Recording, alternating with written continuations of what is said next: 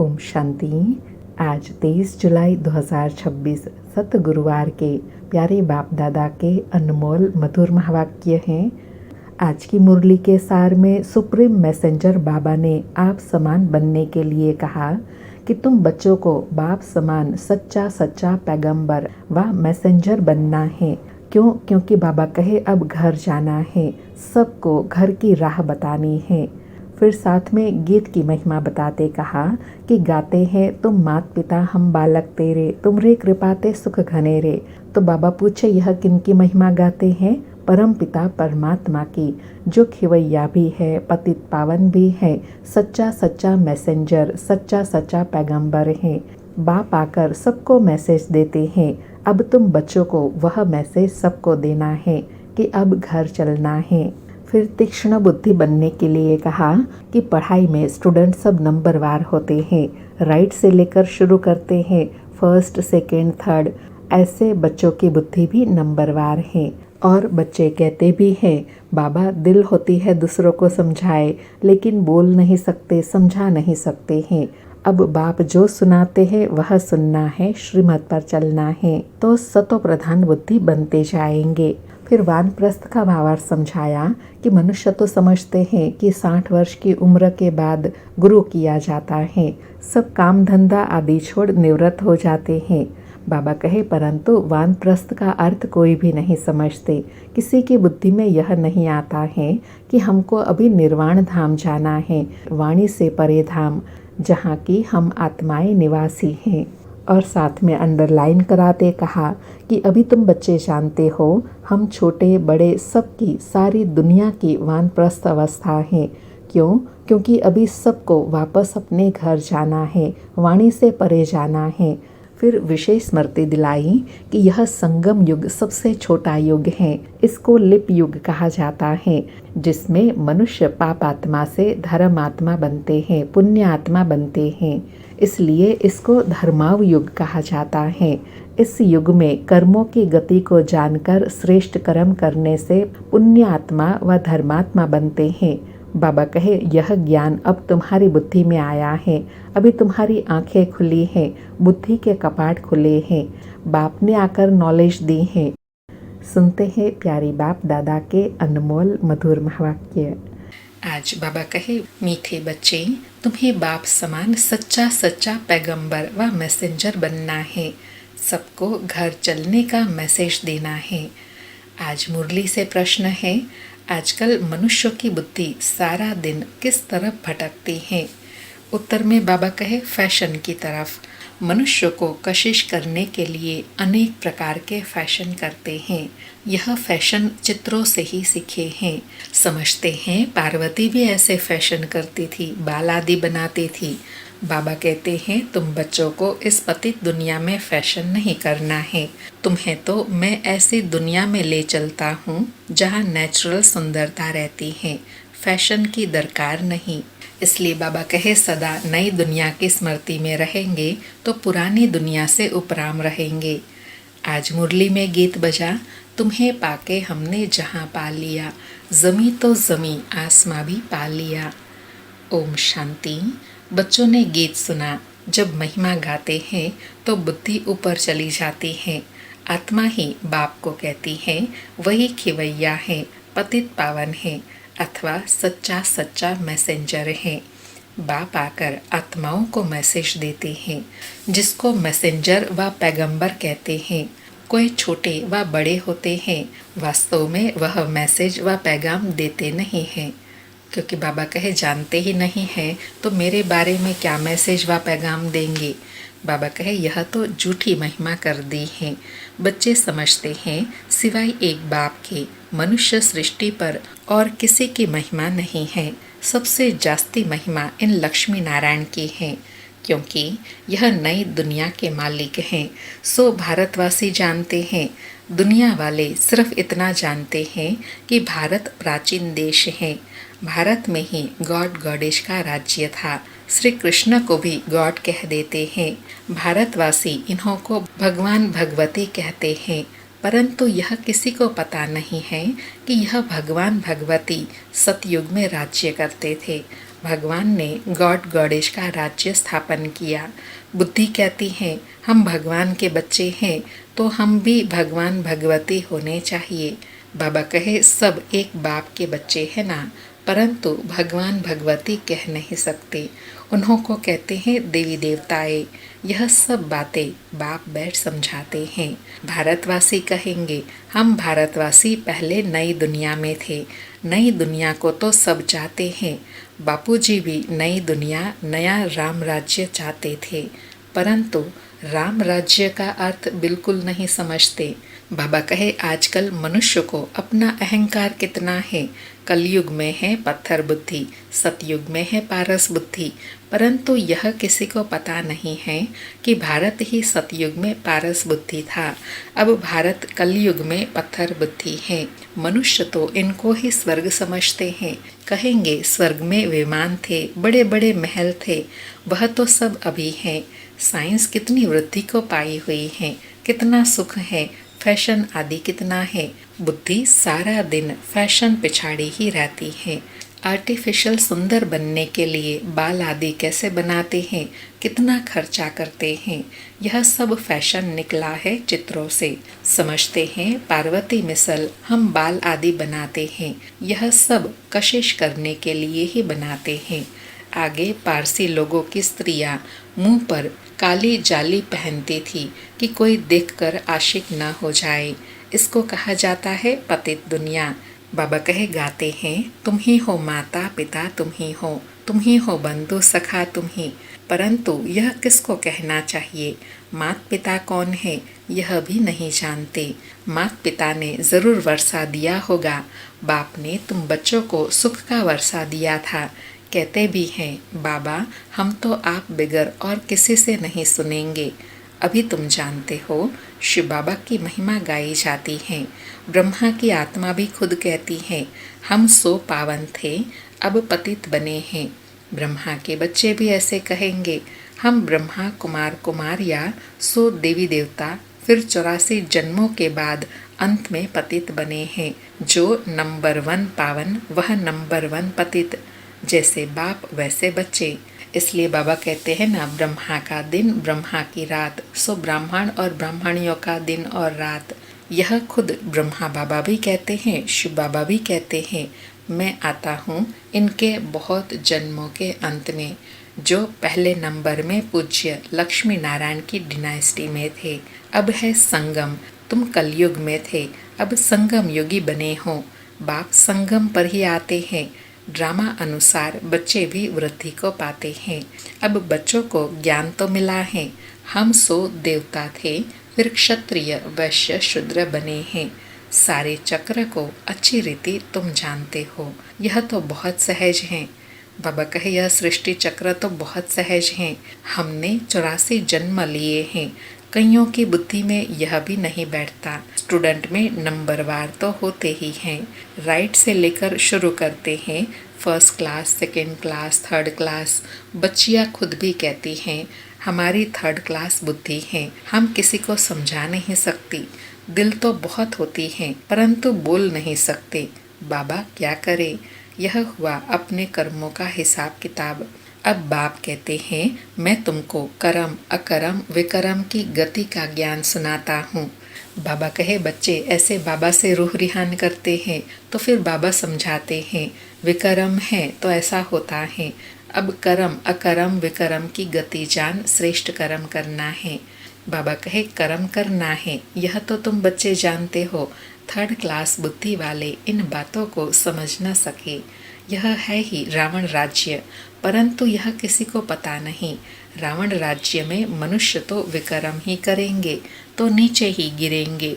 गुरु किया जाता है दुख की दुनिया में, सदगति के लिए ही गुरु करते हैं कि मुक्ति में ले जाए। वह है निर्वाण धाम, वाणी से परे स्थान। मनुष्य अपने को वानप्रस्थी कहते हैं, वह तो कहने मात्र है। बाबा कहे वानप्रस्थी सिर्फ उम्र के हिसाब से कहते हैं, वास्तव में वानप्रस्थी माना उपराम होना यह कोई नहीं समझते हैं। बाबा कहे वानप्रस्थियों की भी सभा होती है, सब कुछ मिल्कियत आदि बच्चों को देकर गुरु के पास जाकर बैठते हैं। खान पान आदि तो जरूर बच्चे ही देंगे, परंतु वानप्रस्थ का अर्थ कोई भी नहीं समझते हैं। किसी की बुद्धि में यह नहीं आता कि हमको निर्वाण धाम जाना है, अपने घर में जाना है। बाबा कहे वह कोई घर नहीं समझते हैं, वह तो समझते हैं ज्योति ज्योत समा जाएंगे। निर्वाण धाम तो रहने का स्थान है। आगे 60 वर्ष के बाद वानप्रस्थ लेते थे। यह जैसे कि कायदा था, अभी भी ऐसे करते हैं। अब तुम समझा सकते हो कि वाणी से परे तो कोई जा नहीं सकते।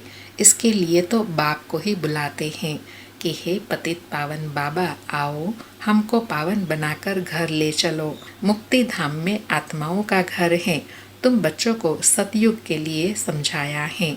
वहाँ कौन रहते हैं, कैसे वृद्धि होती है, आदमशुमारी का भी किसी को पता नहीं है।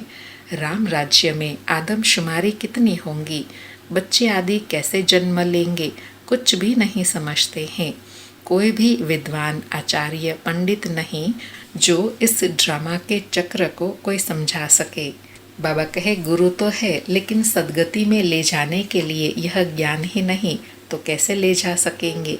बाबा कहे 84 लाख का चक्र हो कैसे सकता, कितनी रॉन्ग बातें हैं, बिल्कुल सूत ही मुंझा हुआ है, अर्थात यथार्थ ज्ञान नहीं है। बाप समझाते हैं अभी तुम जानते हो, बाप ने कर्म अकर्म विकर्म का राज समझाया है। सतयुग में तुम्हारे कर्म अकर्म हो जाते हैं, वहाँ कोई बुरा कर्म होता ही नहीं, इसलिए कर्म अकर्म हो जाते हैं।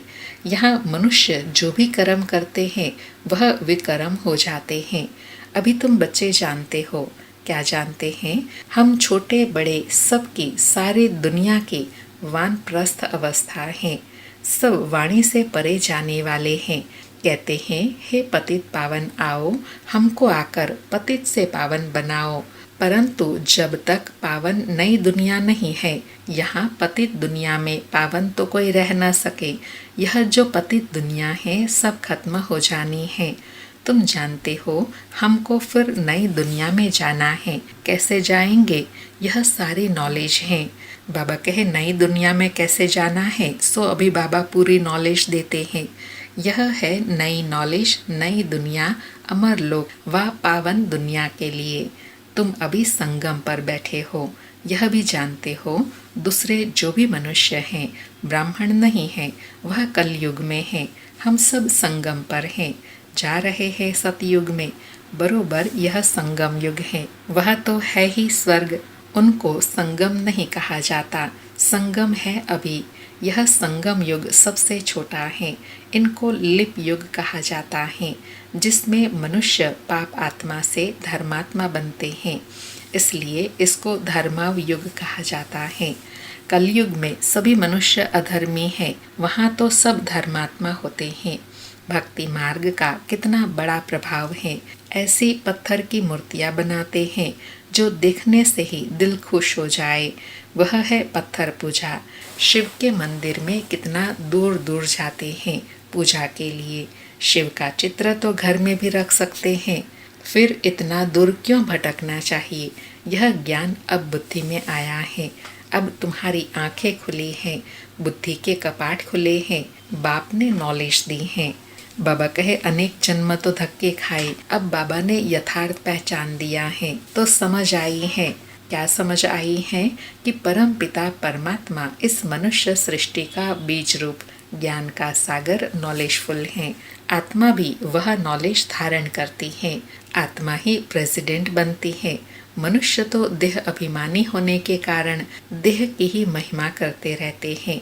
अभी तुम समझते हो, क्या समझते हैं कि आत्मा ही सब कुछ करती है। तुम आत्मा 84 जन्मों का चक्र लगाई बिल्कुल ही दुर्गति को पाई हुई हो। अभी हम आत्मा ने बाप को पहचाना है, बाप से वर्षा ले रहे हैं। आत्मा को शरीर तो जरूर धारण करना पड़े, शरीर बिगर आत्मा कैसे बोले, कैसे सुने। बाप कहते हैं मैं निराकार हूँ, मैं भी शरीर का आधार लेता हूँ। बाबा कहे शरीर का आधार तो लेना है, लेकिन देह भान में नहीं आना है, देही अभिमानी बनना है। बाबा कहे तुम जानते हो, शिव बाबा इस ब्रह्मा तन से हमको सुनाते हैं। यह बातें तुम ब्रह्मा कुमार कुमारियाँ ही समझाते हो। तुमको अब ज्ञान मिला है। ब्रह्मा द्वारा आदि सनातन देवी देवता धर्म की स्थापना होती है। वही बाप राजयोग सिखा रहे हैं, इसमें मूंझने की बात ही नहीं। बाबा कहे जो बाप आकर आदि सनातन देवी देवता धर्म स्थापन करते हैं, वही उस दुनिया में ले जाने के लिए राजयोग सिखा रहे हैं, इसमें मूंझने की तो बात ही नहीं। बाबा कहे सदा स्मृति रहे। शिव बाबा हमको समझाते हैं, फिर हम औरों को समझाते हैं। हमको भी सुनाने वाला शिव बाबा ही है।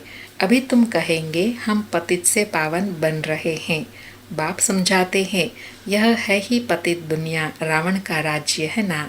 रावण पाप आत्मा बनाते हैं, यह और कोई भी नहीं जानते। बाबा कहे भल रावण की एफिजी जलाते हैं, परंतु कुछ भी समझते नहीं है। सीता को रावण ले गया, यह किया, कितनी कथाएं बैठ लिख दी हैं। जब बैठकर सुनते हैं तो रो लेते हैं।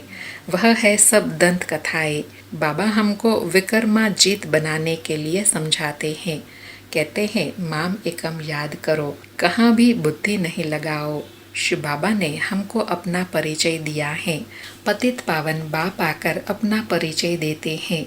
अब तुम समझते हो कितना मीठा बाबा है, जो हमको स्वर्ग का मालिक बना रहे हैं। तो बाबा कहे जब सब समझ आ गई तो ऐसे मीठे बाबा को कितना प्यार से याद करना चाहिए। अच्छा, मीठे मीठे सिकिलधे बच्चों प्रति माता पिता बाप दादा का याद प्यार और गुड मॉर्निंग। रूहानी बाप की रूहानी बच्चों को नमस्ते। हम रूहानी बच्चों की रूहानी माता पिता बाप दादा को याद प्यार गुड मॉर्निंग और नमस्ते नमस्ते। सारी मुरली से धारणा के लिए सार है। पहला पॉइंट, कर्म अकर्म और विकर्म की गति को जान श्रेष्ठ कर्म करने हैं।